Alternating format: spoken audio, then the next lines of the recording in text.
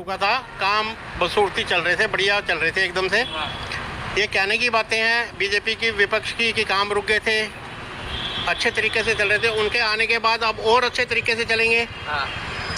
दिल्ली की जनता को एक बार फिर देखने को मिलेगा कि अरविंद जी हैं तो आम आदमी पार्टी अच्छे से ग्रोथ करेगी। अच्छा, वो जेल से बाहर आ गए हैं तो लगता है कि सारे काम रुके हुए काम हो जाएंगे? सर, जो रुके हुए वो तो होंगे और जो उन्होंने वादे करके गए थे वो भी शुरू हो चुके हैं। 1000 रुपया जो उन्होंने महिलाओं को देने का वादा किया था वो बहुत जल्दी से शुरू होने वाला है।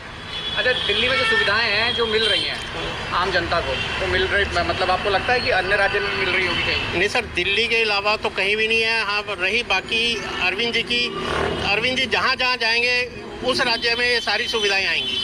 और क्या लगता है कि उनके अगर सत्ता में वो नहीं आते हैं तो नहीं का तो सर मैं आपकी बात का जवाब ही नहीं दूंगा। नहीं आने का, आएंगे तो अरविंद जी ही दिल्ली में, तो वही आएंगे, अदरवाइज किसी की और नहीं है जी कोई आ जाए दिल्ली में।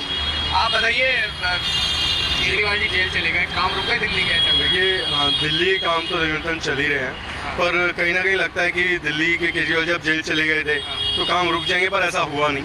काम निरंतर चलते रहे जो भी दिल्ली सरकार के अंदर आते हैं, जैसे मोहल्ला क्लिनिक ले लीजिए या आपका अस्पताल की सुविधाएं ले लीजिए। शिक्षा के ऊपर देखूं तो जिन स्कूलों में मैं पढ़ा करता था अपने टाइम में, आज इन स्कूलों में बहुत बदलाव है, इतने अच्छे बन गए हैं, इतनी अच्छी शिक्षा और टीचरों को ट्रेनिंग बाहर दी जाती है, ऐसे पहले कभी नहीं हुआ था।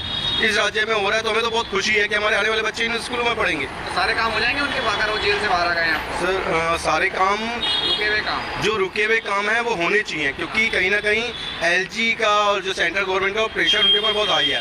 उनसे जितने भी काम वो निरंतर निकलवा सकें उनसे एलजी के थ्रू, तो होने भी चाहिए।